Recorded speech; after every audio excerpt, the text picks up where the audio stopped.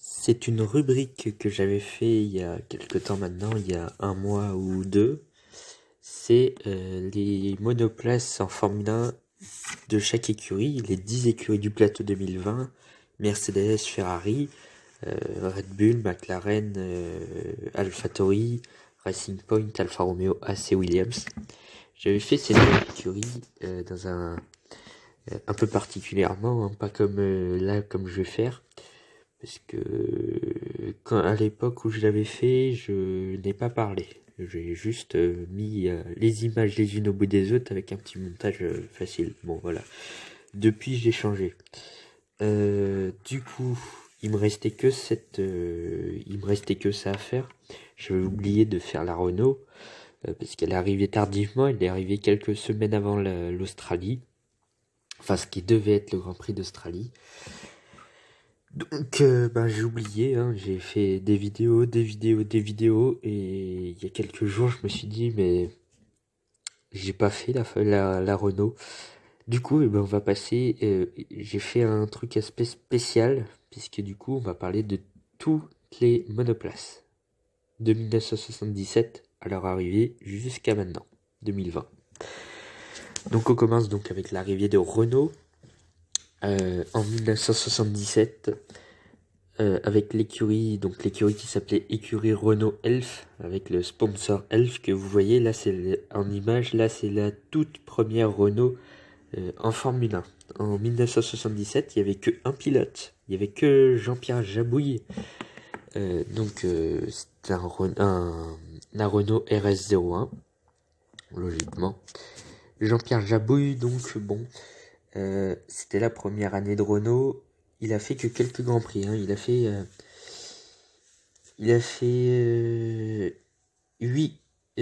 5 grands prix. Il a fait que 5 grands prix et il a abandonné 4 fois. Il s'est même pas qualifié la 5e fois. Un peu compliqué. Renault est arrivé donc en Grande-Bretagne 1977, donc en plein milieu de la saison. Et c'était dur. C'était très dur. La Renault ne tenait absolument pas.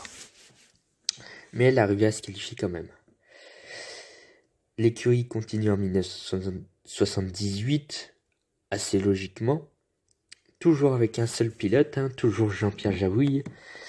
Et là, ça commence à aller un peu mieux. Bon, après 2 abandons, il finit dans le top 10, mais à l'époque, il n'y avait pas de points. Il est non classé 13e en Espagne. Une série de 7 abandons. C'est un peu difficile quand même à prendre. Mais derrière, Jean-Pierre Jabouille finit 4e du Grand Prix des États-Unis Est. Il finit 4e sur le circuit de Watkins Glen. Je vais y arriver. Bon bref, c'est aux États-Unis Est, hein, vous l'aurez compris. Et finit sur une 12e place au Canada. Donc c'est plutôt pas mal. Renault qui marque donc ses premiers points en Formule 1 en 1978 par une 4e place par Jean-Pierre Jabouille. Donc signe de 3 points. Il finit 12e au championnat, Jabouille. 1979, Jean-Pierre Jabouille reste, mais il y a un deuxième pilote qui arrive. C'est un autre Français, René Arnoux. Et cette année est un peu étrange puisque Renault est en coup dur et fait des coups bas, des coups hauts, puisqu'ils sont sur une série de 3 abandons au début de saison, puis sont même non partants pour le Grand Prix des États-Unis Ouest. Encore une série de 2 abandons, 3 abandons même. Donc en 7 Grands Prix, Jabouille a fini 2 Grands Prix. René Arnoux, un seul.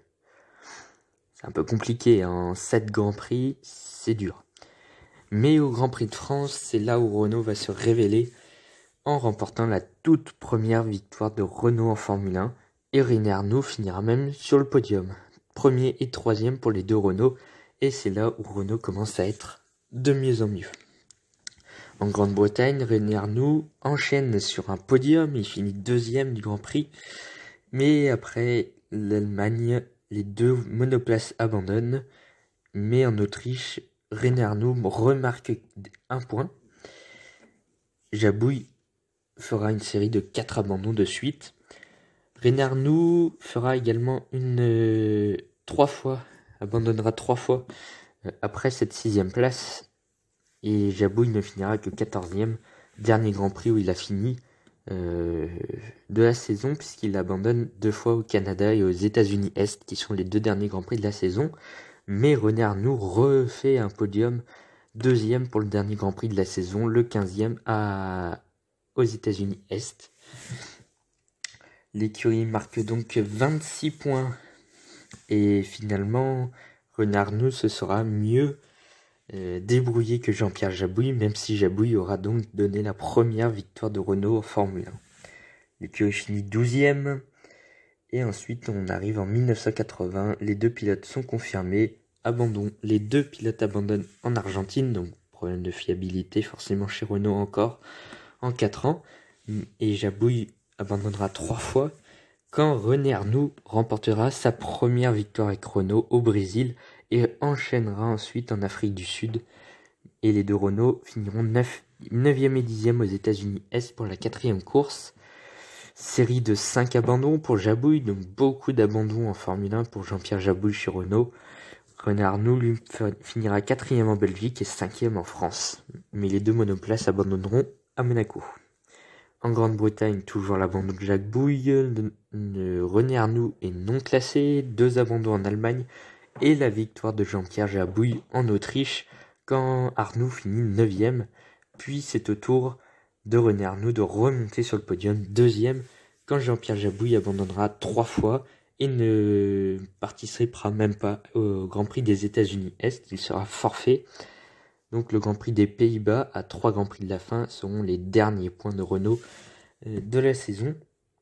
Il finira avec 38 points et 4e de la saison. Donc Renault monte de plus en plus. En 1981, René Arnoux reste. Jean-Pierre Jabouille est remplacé par un autre Français, donc 3e Français. Il n'y a jamais eu d'autres nationalités avant. Et donc c'est Alain Prost, qui n'était à l'époque pas très connu. Il avait fait une saison chez McLaren, pas très convaincante. Il est arrivé chez Renault et c'est là où Renault a commencé à vivre mieux. Puisque Alain Prost remporte sa première victoire au Grand Prix de France. Mais avant, il avait abandonné quand même 6 fois, mais avec un podium en Argentine. Et René Arnoux n'a marqué que 2 points pour le moment, avant ce Grand Prix de France, qui est la 8e manche. Renault commençait un peu mal. Puis en France, le circuit où Renault se débrouille plutôt le mieux depuis son arrivée en Formule 1. Alain Prost remporte sa première course en Formule 1 sur Renault, donc sur une Renault en France, à domicile, quand René Arnoux finit 4e. Ensuite, ils ne marqueront pas de points en Grande-Bretagne, finira 2e en Allemagne pour Alain Prost, pas de points pour René Arnoux, et inversement en Autriche où Prost abandonne, Arnoux finit 2e. René Arnoux finira sur une série de 4 abandons de suite, quand Alain Prost enchaînera 2 victoires de suite et un podium à la fin, 2e, donc 2 premières places et une 2e place.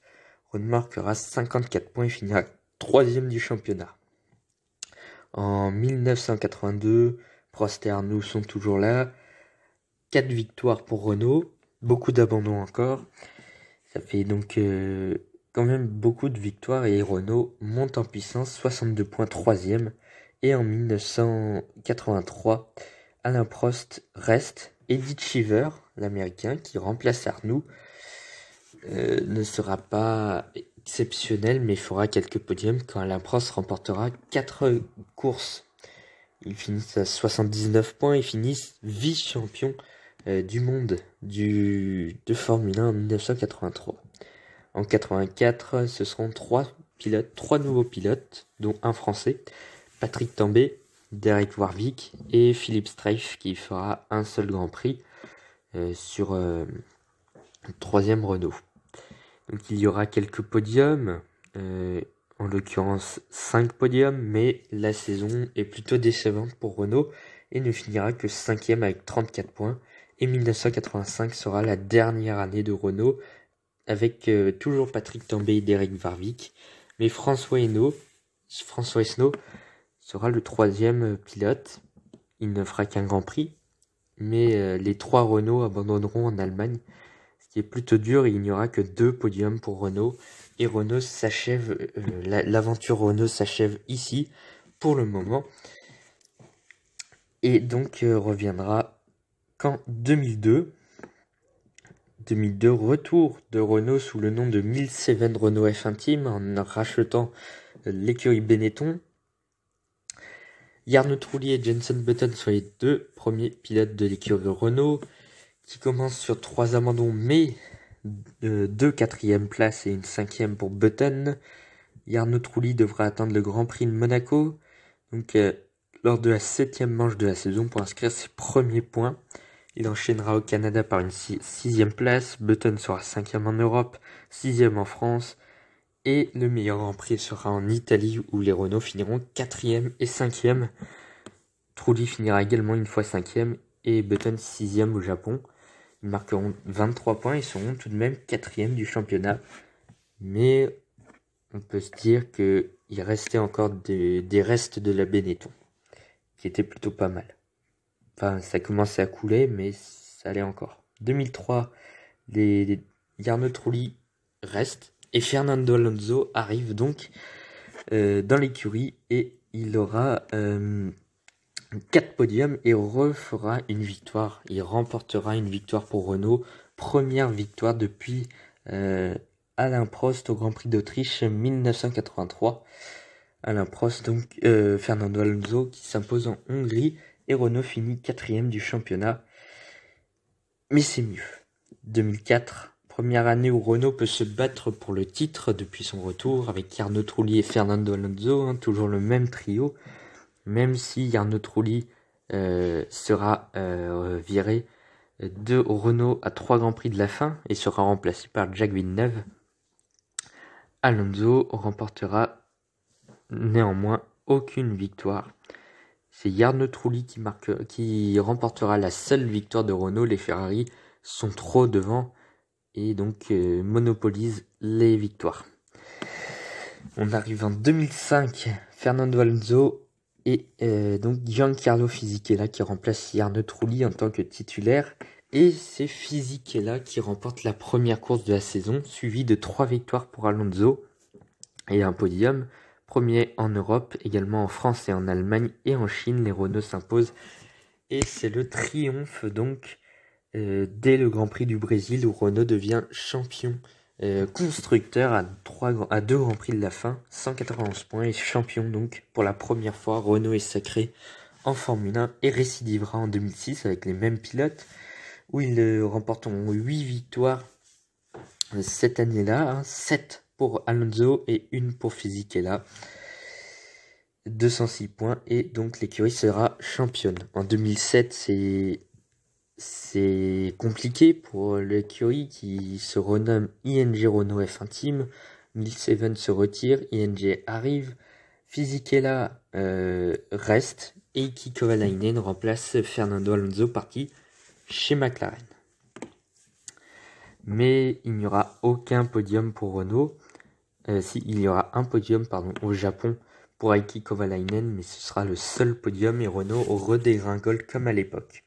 En 2008, Fernando Alonso revient. Nelsinho Piquet, le fils de Nelson Piquet, arrive, mais sera vite remplacé par... non, il ne sera pas remplacé, pardon. Et Alonso remportera 2 Grands Prix à Singapour et au Japon, et finira 2e au Brésil. Mais c'est Nelsinho Piquet qui montera le premier sur le podium de la saison, 2e en Allemagne. L'écurie est 4e, mais la chute continue. En 2009, Alonso et Piquet continuent, et après de mauvais résultats, puisque Piquet n'aura pas marqué de points dans cette saison 2009, il sera remplacé par le Français Romain Grosjean, qui ne marquera non plus pas de points, et Alonso aura un podium à Singapour, mais ce sera tout. On continue en 2010 où l'écurie commence à se transformer un peu puisqu'on voit l'apparition de Lotus un peu plus présent. Robert Kubica et Vitaly Petrov sont les pilotes, donc des pilotes moins talentueux. Robert Kubica fait de grosses preuves, Vitaly Petrov par contre n'est pas très connu. Et Kubica montera sur le podium en Australie et récidive à Monaco puis en Belgique, donc 3 podiums pour Kubica avec Renault.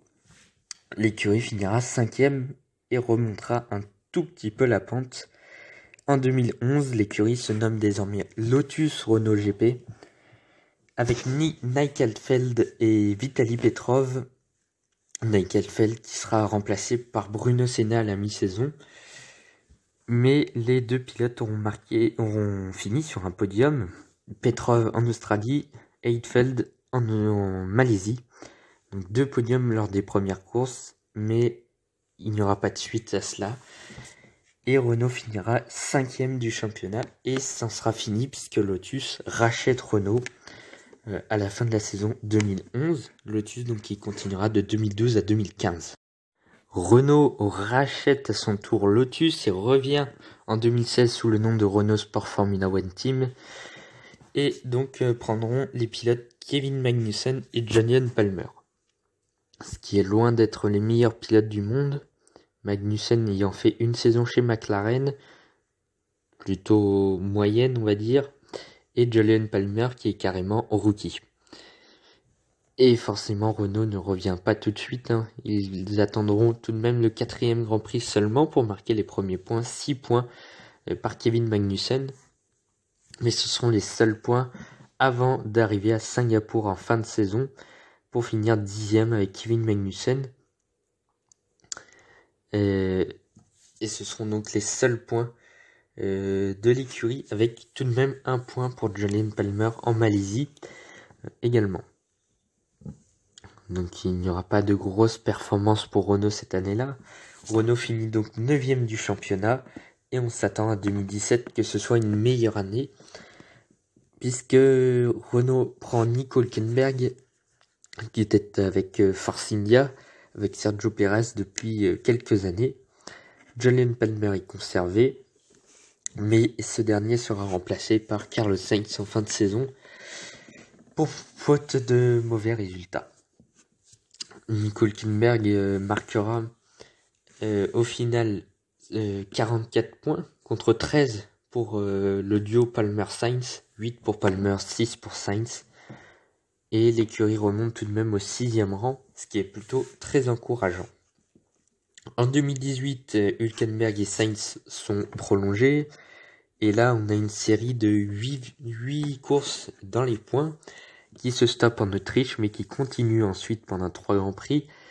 Et finalement, Renault ne marquera des points à 17 reprises sur les 21. Donc, ce qui est plutôt encourageant encore plus pour l'écurie, où Sainz finit 5e en Azerbaïdjan, Hülkenberg 5e en Allemagne, et l'écurie finira 4e, ce qui en est pour le moment sa meilleure saison en Formule 1.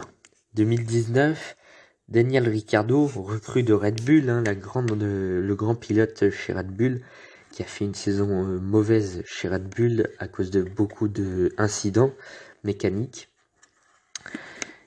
arrive chez Renault pour un défi osé et sera l'équipier de Nico Hülkenberg, Sainz étant parti chez McLaren. Hülkenberg marque 6 points en Autriche, Ricciardo l'accompagne en Chine pour le 1000e Grand Prix du championnat, mais la saison n'est pas bonne puisque les pilotes ne se hisseront dans le top 5 que 2 fois.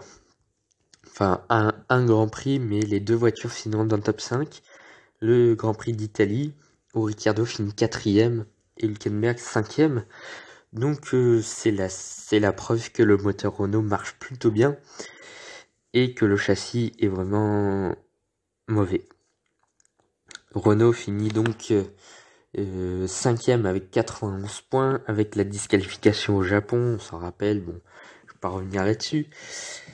Mais Renault descend d'un cran, dépassé par McLaren, qui était pourtant au fin fond du classement pendant de longues années, et qui remonte 4e, mais ça, ce sera pour une autre fois. En 2020, donc Renault s'appellera cette fois-ci Renault DP World F1 Team, avec la Renault RS20. Et donc Daniel Ricciardo reste, ce sera peut-être la dernière année, on ne sait pas. Et il y aura également Esteban Ocon, premier français depuis Romain Grosjean dans la Renault. Donc pour le moment on ne sait pas quand démarrera la saison, mais on espère que Renault sera meilleur pour 2020. Voilà pour cette vidéo, vous pouvez me suivre sur Instagram ALP Sport 2020, j'ai encore changé mon Instagram, encore une fois. Vous pouvez me suivre sur YouTube bien évidemment, F1 Creator également sur YouTube, S Ferrari Fanpage sur Instagram. A bientôt pour une nouvelle vidéo.